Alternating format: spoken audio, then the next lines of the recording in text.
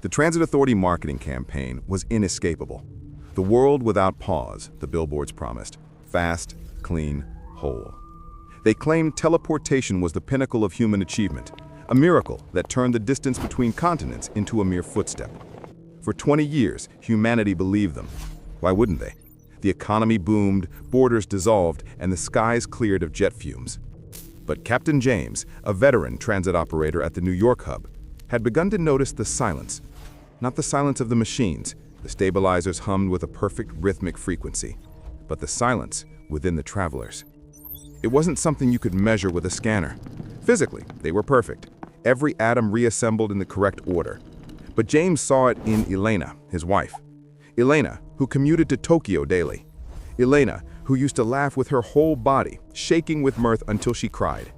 Last night, she sat across from him at dinner, slicing her steak with surgical precision.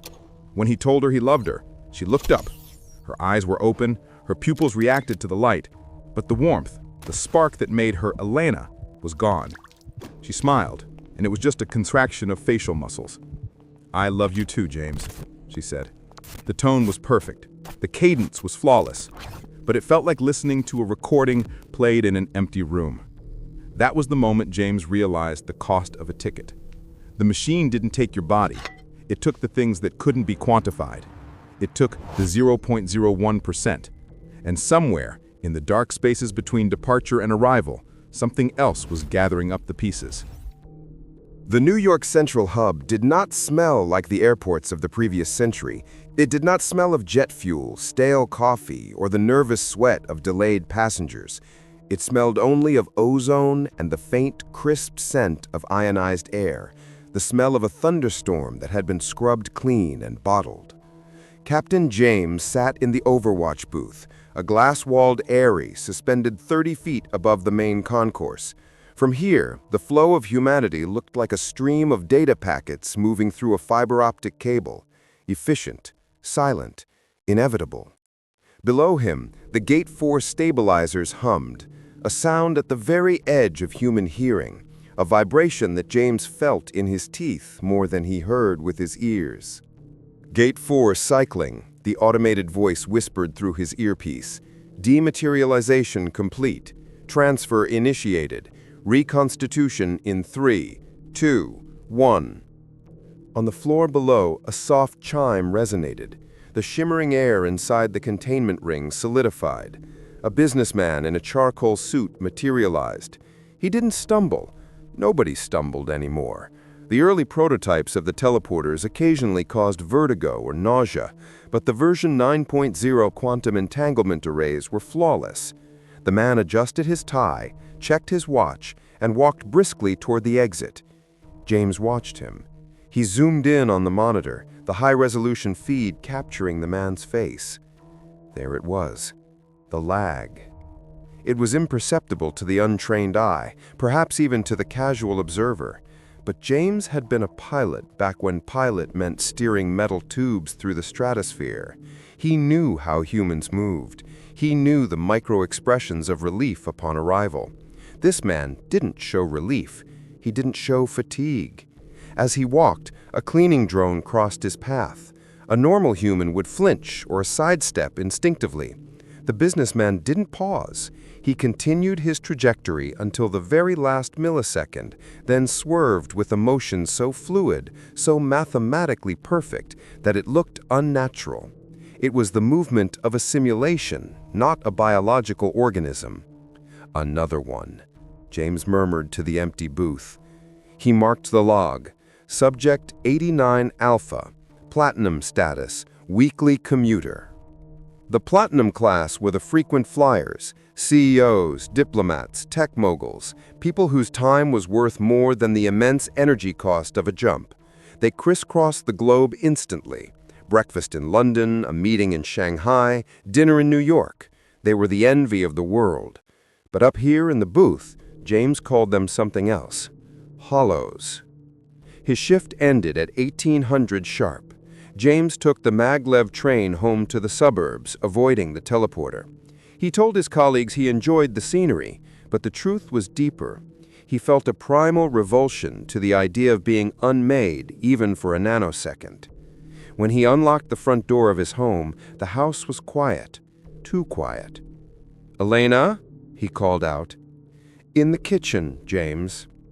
Her voice was melodic, pleasant, and utterly flat. It lacked the texture of mood.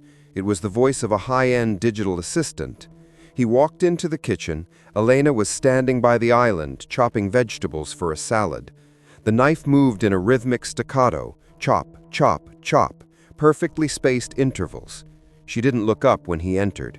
She was a regional director for a logistics firm, a job that required her to teleport between the West Coast and Europe 4 times a week. "How was your day?" James asked, loosening his tie. He watched her hands. She didn't miss a beat. "Productive," she said. She finally looked up. Her eyes were a stunning shade of hazel, the same eyes he had fallen in love with 15 years ago. But the light behind them was dim, like a room where the voltage had dropped just enough to be noticeable. "We closed the merger with the Helsinki branch. The transit saved us 6 hours of negotiation time." "That's good," James said, moving to kiss her cheek. Her skin was warm, but she didn't lean into the contact. She accepted the kiss the way a wall accepts a shadow. "Did you remember to call your mother?" "I did. She's fine." "Good." She went back to chopping. Chop, chop, chop. James leaned against the counter, a cold knot forming in his stomach. He remembered a time, 3 years ago, before her promotion, before the daily transits. She had burned a roast chicken and laughed until she cried, sitting on the kitchen floor with a glass of wine, hair messy, eyes alive with chaotic, beautiful humor. Now there was no chaos. There was only efficiency. "Elena," James said softly, "do you feel okay?" The knife stopped. She turned her head slowly, not with curiosity, but with a calculated acknowledgement of a query. "I am in perfect health, James. My last bioscan at the terminal was 100% optimal. Why do you ask? You seem distant." "I am right here." She smiled. That was the worst part, the smile. It involved the zygomatic major muscles. It lifted the corners of the mouth, but the orbicularis oculi, the muscles around the eyes that crinkled when a smile was genuine, remained paralyzed. It was a mask, a biological mimicry of affection. "Right," James said, pushing off the counter. "I'm going to the study for a bit." "Dinner will be ready in 12 minutes," she replied, resuming the rhythm. James retreated to his study, locking the door behind him. He needed to see the numbers. He sat before his private terminal and accessed the transit authority's back end. As a senior operator, he had clearance levels that most civilians didn't even know existed. He wasn't looking for passenger manifests this time. He was looking for the physics. The marketing brochures claimed that teleportation was a simple matter of data transfer. Scan, deconstruct, transmit, reconstruct. The law of conservation of mass dictated that the output must equal the input. If you sent 70 kilograms of organic matter from point A, exactly 70 kilograms must arrive at point B. James pulled up the raw logs for Elena's transit ID. Date, October 14. Origin, Seattle. Destination, London. Input mass, 58.4200 kilograms. Output mass, 58.4141 kilograms. He frowned. He pulled up the previous day. Input mass, 58.4300 kilograms. Output mass, 58.4241 kilograms. The difference was microscopic, approximately 6.5 grams, a rounding error. The system flagged it as particulate loss. Dust on clothes, dead skin cells shed during the buffering process, moisture evaporation. It was well within the safety margins. Nobody would miss 5 grams of water weight. But James began to cross-reference. He pulled up the logs of a first-timer, a college student taking his first trip for a holiday. Input, 72.000 kilograms. Output, 72.000 kilograms. Perfect retention. Then he pulled up the file of a platinum member, a man he knew had logged over 500 jumps. Flight 500, loss of 4 grams. Flight 501, loss of 4.2 grams. It wasn't random, it was cumulative. His fingers flew across the keyboard, his heart hammering against his ribs. He ran a batch algorithm, filtering for high-frequency users over a 5-year period. The graph appeared on his screen, a terrifyingly consistent downward slope. The more they traveled, the more they lost. But physically, they weren't shrinking. They didn't look emaciated. The system was compensating. It was filling the gaps with filler. Generic carbon chains, inert biological matter to balance the equation. So what was missing? He opened a secure folder he had downloaded weeks ago, a collection of suppressed academic papers. He found the file named the Arin hypothesis. Dr. Arin had been the lead physicist for the Transit Authority until she was abruptly fired 2 years ago. Her paper was heavily redacted, but the abstract was legible. Biological reconstitution is not merely a rearrangement of atoms. Consciousness, the quantum state of the neural network, possesses a distinct yet negligible mass-energy signature. In high-velocity transmission, this signature is the most volatile dataset. It is the last to leave and the first to arrive. However, during the buffering phase in non-local space, microfractional data corruption occurs. We are not losing skin cells. We are losing the complexity of the self. We are filtering out the soul 0.1% at a time. James stared at the screen. The silence of the house pressed in on him. Downstairs, the rhythmic chopping had stopped, replaced by the precise clinking of plates being set on the table. If Arin was right, the Elena downstairs wasn't just changed, she was incomplete. She was a copy of a copy of a copy, each version slightly more degraded, slightly less human than the last. And the terrifying question wasn't just what was happening to the people who arrived, it was about the 0.01%. Where did those 5 grams go? Matter cannot be created or destroyed. If it wasn't arriving in London or New York, it was somewhere else. James looked at the transit map on his secondary monitor. The lines connecting the cities glowed bright blue, representing the tunnels through the subdimension, the buffer zone. He zoomed in on the space between New York and London, the deep black void where the data streamed. For a second, just a fraction of a second, the screen flickered. The static didn't look like digital noise, it looked like a shape, a swirling gray mist pushing against the boundaries of the digital tunnel. James rubbed his eyes. The shape was gone, but the numbers remained. 58.4141 kilograms. He heard footsteps approaching the study door, soft, even. "James?" Elena's voice came through the wood. "Dinner is served. Nutritional balance is optimal." James turned off the monitor, plunging the room into darkness. He wasn't just a pilot anymore. He was a man living with a stranger wearing his wife's face, and he realized, with a jolt of cold fear, that he needed to find Dr. Arin.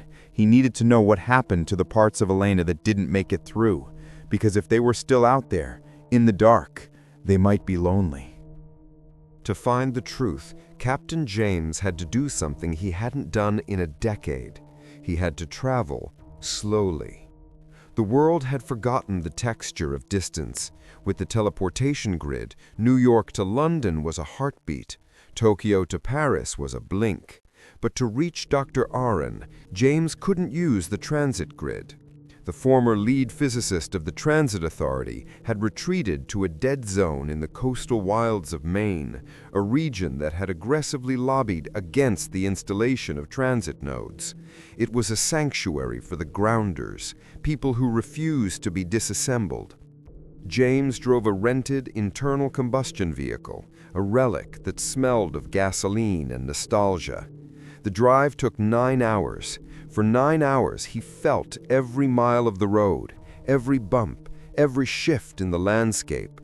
It was exhausting, inefficient, and painfully real. Unlike the sterile instantaneity of the pods, this journey had weight. He arrived at Blackwood Point just as the sun was dipping below the tree line, casting long, distorted shadows across the rocky path leading to a solitary cabin. There were no digital locks here, no biometric scanners, just a wooden door and the sound of the Atlantic Ocean crashing against the cliffs below. He knocked. "Go away," a voice rasped from behind the timber. It sounded like dry leaves dragging over concrete. "Dr. Arin," James called out, his voice steady despite his fatigue. "I'm a senior operator at the NY Hub. I'm not here for the authority. I'm here because of the 0.01%. There was a long silence, then the heavy slide of a deadbolt. The door creaked open, revealing a woman who looked nothing like the glossy press photos from 5 years ago. Dr. Arin had been the poster child of the transit revolution, sharp, elegant, visionary. The woman standing before him was gaunt. Her hair was a wild mane of gray, and her hands shook with a subtle tremor, but her eyes were fierce, burning with a terrifying intelligence. She didn't invite him in. She simply stepped back, leaving the door ajar. James took the hint and stepped into the gloom. The cabin was a fortress of analog technology. Walls were lined with bookshelves, not screens. Maps were paper, pinned to corkboards with red string. There was no hum of electricity, only the crackle of a wood stove.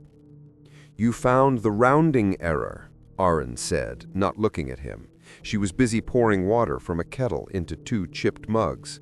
"The mass defect, the less labor-intensive operation, the increased customer satisfaction. You direct message it to them. You know how much information is stored in the neural pathways of the human brain? The memories of a first kiss, the specific trauma of a childhood injury, the nuance of a joke. The authority says it's just water weight and dead skin." "The authority lies," Arin snapped. She slammed her hand down on a diagram. "It's compression. That's the dirty secret of the transit network. To make teleportation commercially viable, to make it cheap enough for the masses, we couldn't transmit the raw data. It required too much bandwidth. So we wrote an algorithm, the lossless compression protocol. It's supposed to strip out the noise and keep the signal." She looked James dead in the eye. "But what is a human soul, Captain, if not the noise? It's the chaos, it's the irrationality, it's the unpredictable spark. The machine sees that complexity as inefficiency. It smooths it out. It optimizes the human being. It deletes the static." I felt a chill that had nothing to do with the drafty cabin. "So Elena is fading?" "She is being edited," Arin corrected. "Every time she steps into that pod, the algorithm simplifies her. It removes the grief, the excessive joy, the hesitation. It leaves behind a streamlined version, a biological machine that eats, sleeps, and works without complaint, the perfect citizen." I set my mug down. My hand was trembling. "Can we reverse it? Can we put the data back?" Arin's expression shifted from anger to something deeper, fear.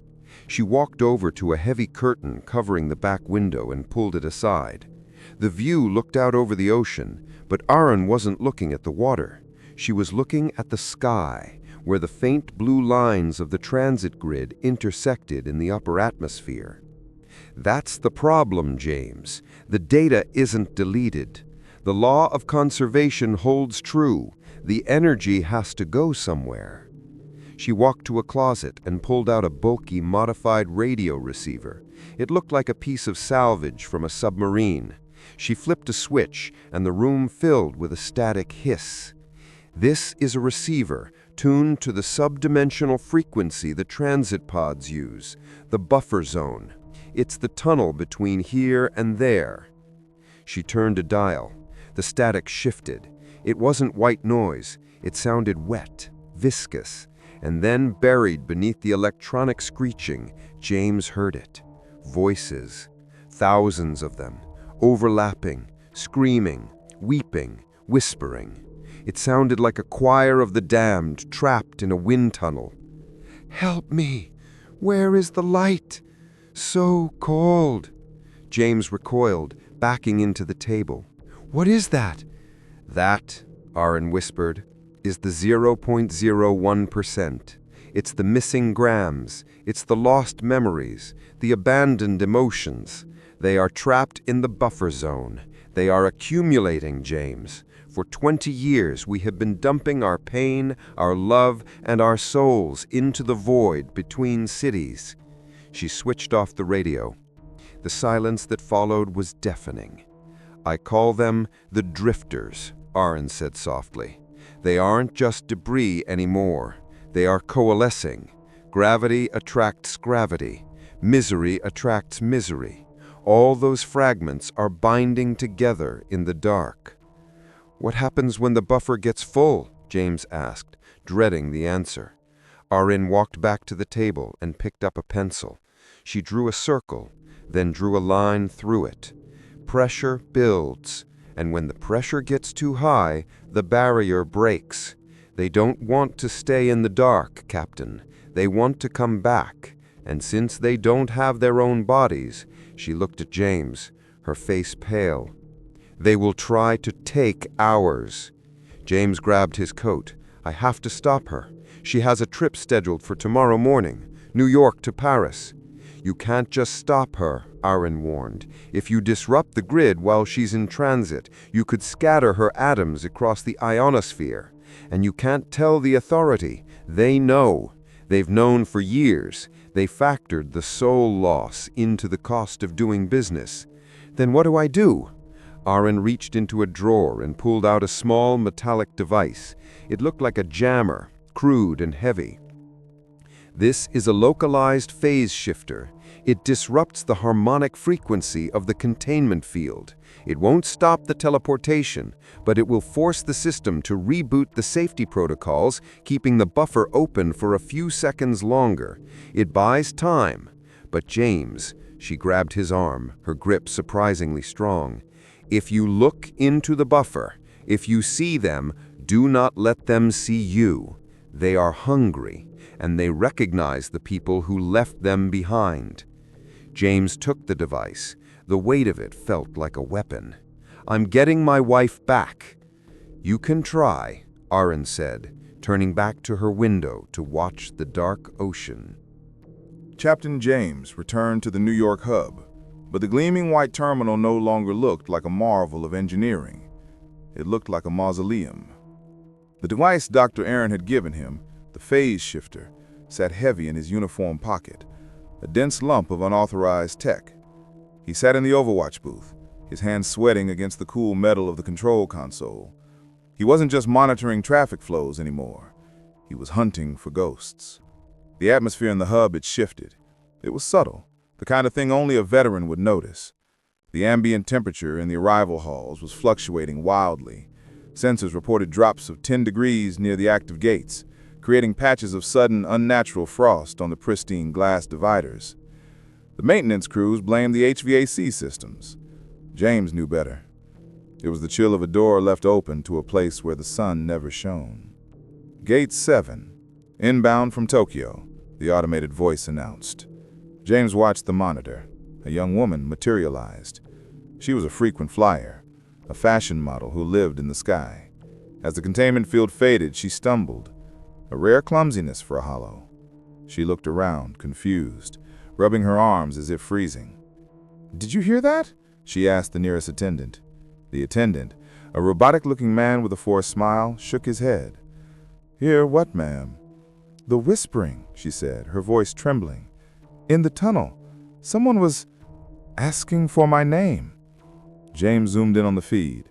The audio pickup in the booth was sensitive enough to catch the attendant's dismissal. "Just auditory hallucinations caused by inner ear pressure, ma'am. Standard side effect of rapid pressurization." But James saw it.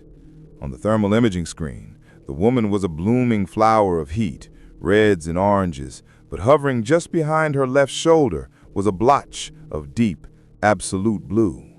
Cold. A cold spot that had a shape. It looked like a human silhouette, elongated and twisted, as if pulled like taffy.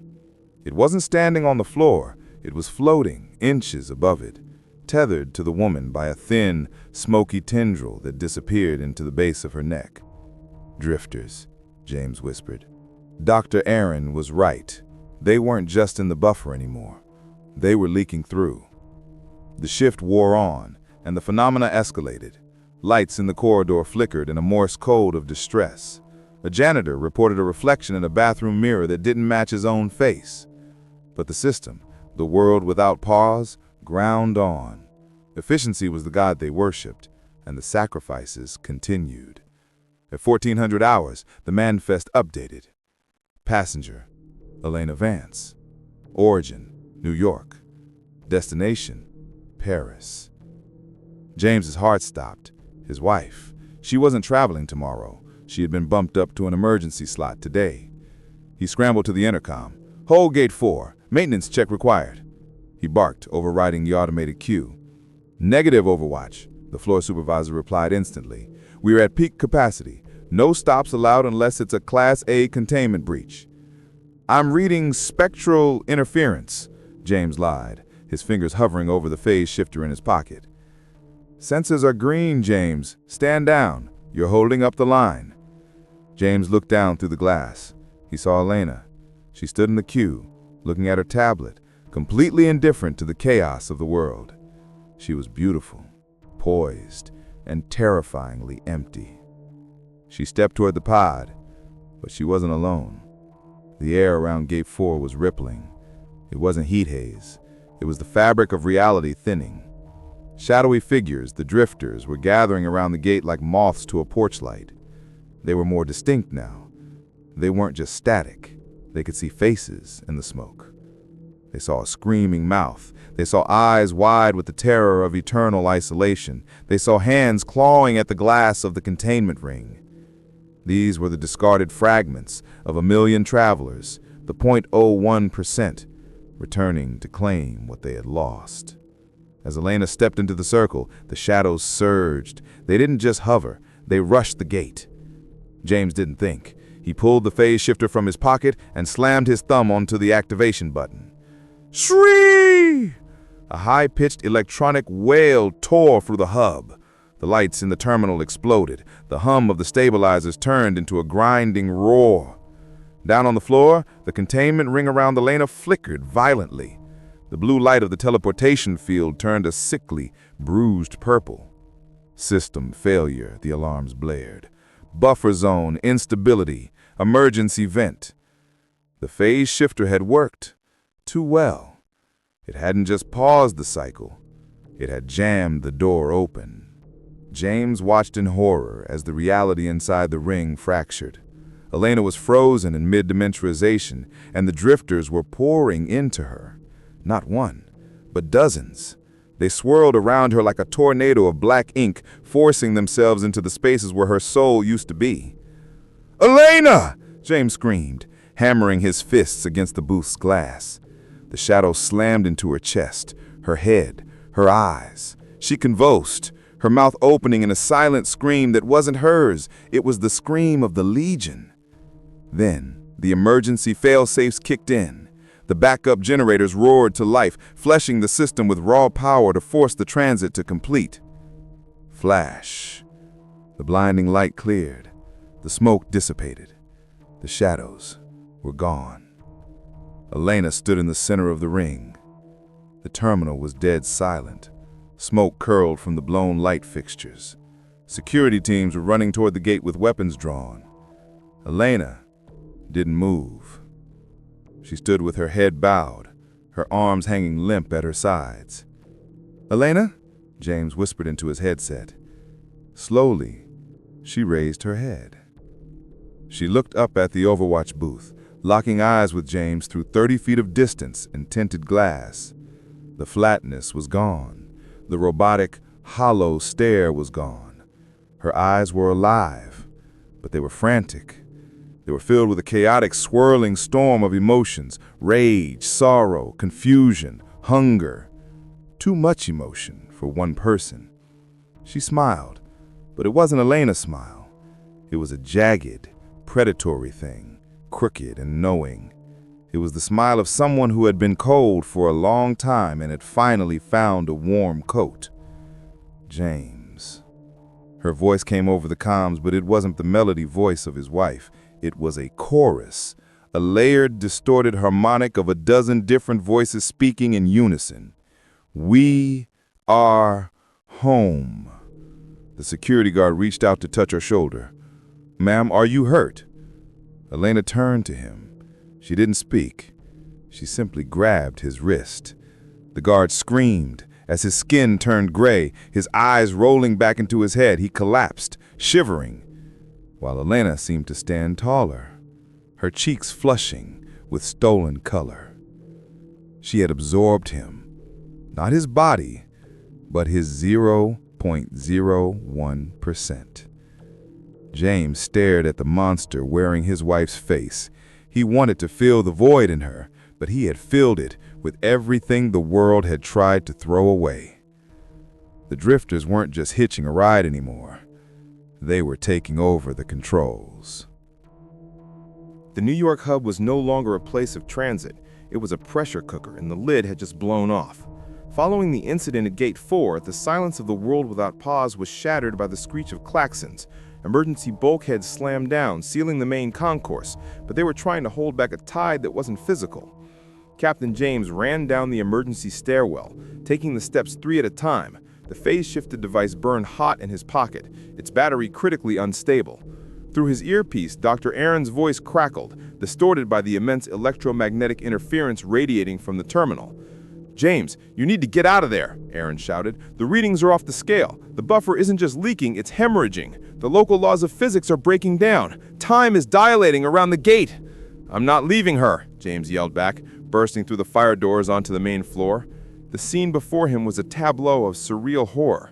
The pristine white tiles were covered in frost. The air was filled with a thick, freezing mist that swirled in unnatural patterns. Dozens of travelers and staff lay on the floor. They weren't dead. Their chests rose and fell, but their eyes were wide open and completely white, devoid of pupils or irises. They had been hollowed instantly. The sheer proximity to the breach had stripped them of their 0.01%, their consciousness sucked out to feed the hunger of the void. And in the center of the storm stood Elena. She hadn't moved from the containment ring. She stood with her arms outstretched, her head tipped back, bathing in the purple light of the malfunctioning portal. The shadows, the drifters, were no longer separate from her. They were weaving in and out of her skin, appearing as shifting tattoos of faces and hands that rippled across her flesh. She looked magnificent and terrifying, a queen of the lost. "Elena!" James screamed, stopping 10 meters away. The cold radiating from her was intense enough to crack the floor tiles. She lowered her head. The movement was jerky, like a stop-motion film. When she looked at James, he saw the multitude. It wasn't just Elena anymore. He saw the businessman who had lost his patience, the child who had lost his wonder, the lovers who had lost their spark. All the discarded fragments had found a container. "James," the voice boomed. It vibrated in his chest, bypassing his ears entirely. "We are so heavy." "Let her go," James pleaded, holding up the phase shifter. "You're killing her. You're killing everyone." Elena took a step forward. The air warped around her. "We are not killing," the collective voice said, sounding genuinely confused. "We are filling. For so long we were floating in the dark, cold, alone, disconnected. We just wanted to be warm again. We just wanted to be whole." She gestured to the bodies on the floor. "They were so empty, James, like she was. We did them a favor. We gave them our memories. We gave them our pain. Now they are full." James realized the terrifying truth.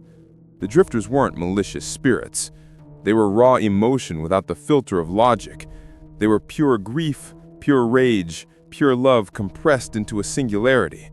They didn't understand that a human body couldn't hold the souls of 1,000 people. They were trying to save the hollows by overfilling them. "You're bursting the vessel," James said, his voice shaking. "You can't fit an ocean into a cup. If you stay in her, you will destroy the very thing you're trying to hold." Elena tilted her head. A tear rolled down her cheek, a real tear. "But if we go back, we fade. We become nothing. Do not send us back to the silence." Suddenly the PA system crackled to life. It wasn't the automated voice, it was the Transit Authority director broadcasting on all channels. Code Black, initiated. Containment failure at NY Hub. Preparing hard reset of the North American grid. Purge cycle in T-minus 60 seconds. James's blood ran cold. Arin, what is a purge cycle? Arin's voice came back panicked. It's a scorched earth protocol. They're going to flush the buffer zone with high-energy tachyons. It'll wipe the memory banks of the subdimension. It won't just close the door, James. It'll incinerate the drifters. It'll destroy the 0.01% forever. And Elena? She's the anchor. If she's connected when they purge, her neural pathways will be fried. She'll be brain dead. James looked at the countdown on the massive departure screens. 0045. He looked at Elena. She sensed the threat.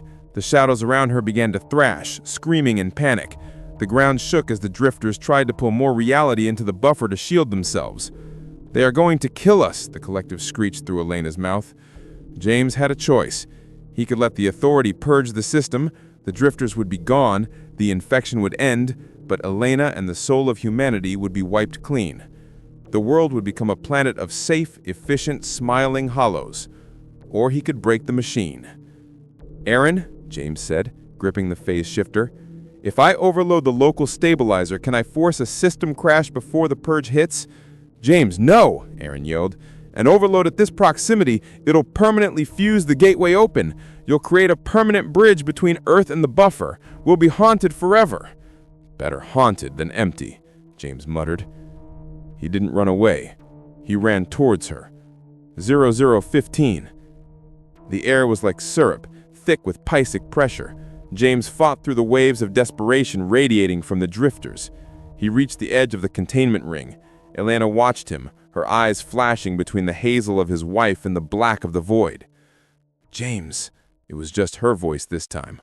Small, scared, buried under the weight of 1,000 ghosts. I'm here, James said.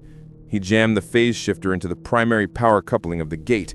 He cranked the dial past the red zone, all the way to unstable. 0003. Hold on to me, James screamed, grabbing her hand. He didn't try to pull her out. He stepped in. He entered the containment field just as the phase shifter detonated. 0000. The purge signal hit the hub, but it found no target. The gate had already inverted. The white light of the Transit Authority clashed with the dark matter of the buffer. The sound was the end of the world, a crack of thunder that shattered every window in the terminal. Then absolute darkness. The world did not end with a bang. It ended with a static hiss, and then it rebooted. 3 months had passed since the event at the New York hub. The crater in the middle of Terminal 4 had been repaired, the glass replaced, and the scorch marks scrubbed away. But the stains on the psyche of the human race could not be cleaned so easily. The Transit Authority had tried to spin it, of course. They called it a localized quantum entanglement anomaly. They blamed solar flares. They blamed terrorists. But they couldn't explain the dreams. After the crash, when the grid came back online, the protocols were different. Dr. Arin, no longer an outcast, but now the reluctant chief safety officer of the restructured authority, had forced their hand. The lossless compression algorithm was deactivated. The filters were removed. The bandwidth was tripled at a cost of trillions of dollars to the global economy. Teleportation was no longer cheap, it was no longer efficient, and it was certainly no longer clean. Captain James sat on his back porch, watching the sunset.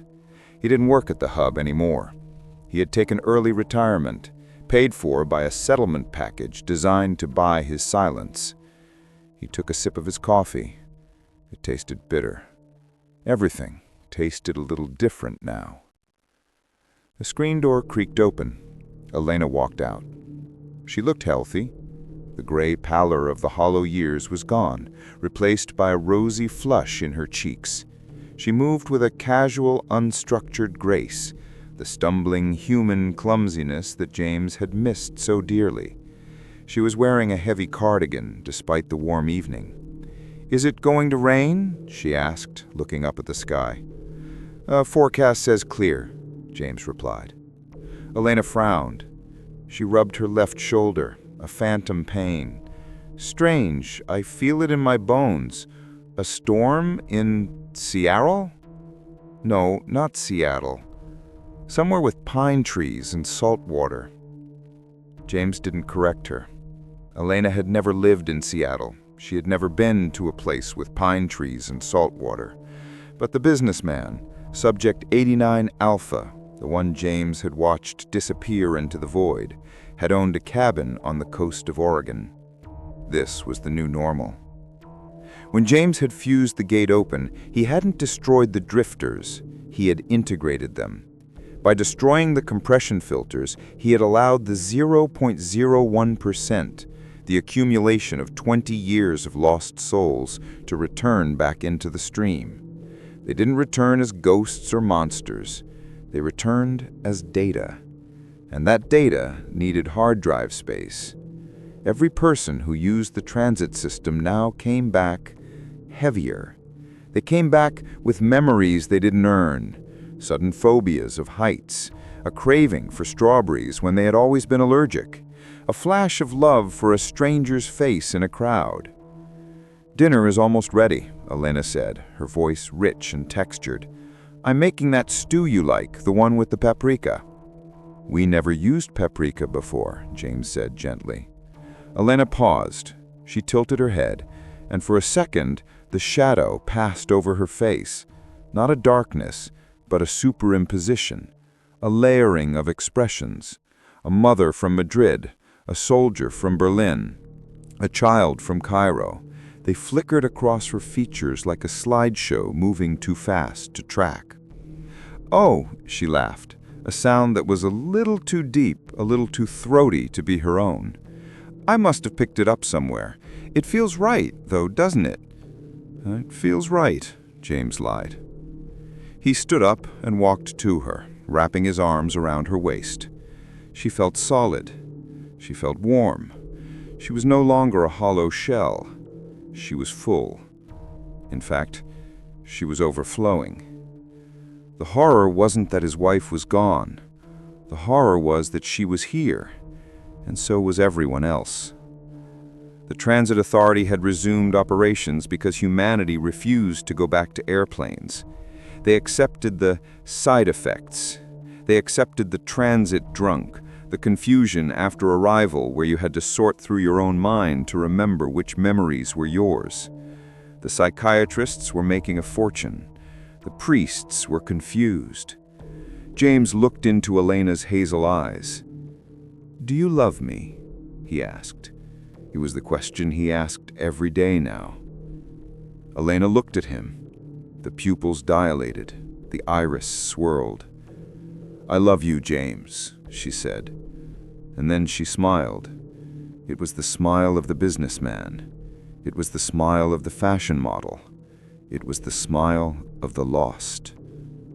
"And I forgive you," she added softly. James froze. "Forgive me for what?"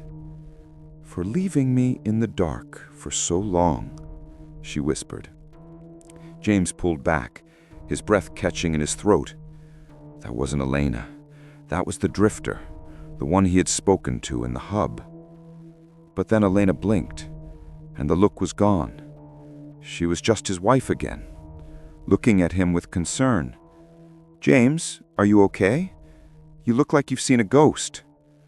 James forced a smile. He kissed her forehead. The static electricity from her skin stung his lips, a sharp, shocking reminder of the energy trapped inside her. "I'm fine," James said. "Let's go eat." They walked back into the house, hand in hand. Above them, in the darkening sky, a transit jet stream left a glowing blue scar across the atmosphere. The world continued to spin. The people continued to jump. And slowly, silently, the individual human race was ending. We were no longer singular. We were becoming a hive, a collective consciousness stitched together by the laziness of travel. James sat at the table and watched his wife serve a stew from a recipe she had never learned, humming a lullaby in a language she did not speak. He realized then that he hadn't saved her. He had just turned her into a lifeboat. And as he took the first bite, he wondered, when his time came to use the machine again, who he would become when he arrived on the other side. The scariest stories aren't about monsters under the bed. They're about the pieces of ourselves we lose for the sake of convenience and the strangers we become to fill the void. If transit loss made you rethink your next flight, or if you just enjoyed this journey into the unknown, please consider supporting our channel. Creating high-concept sci-fi narratives requires time and resources, and your support allows us to keep the signal clear and the stories coming. Check the link in the description to donate or join our membership. Don't forget to like, subscribe, and hit the bell. Until next time, mind the gap.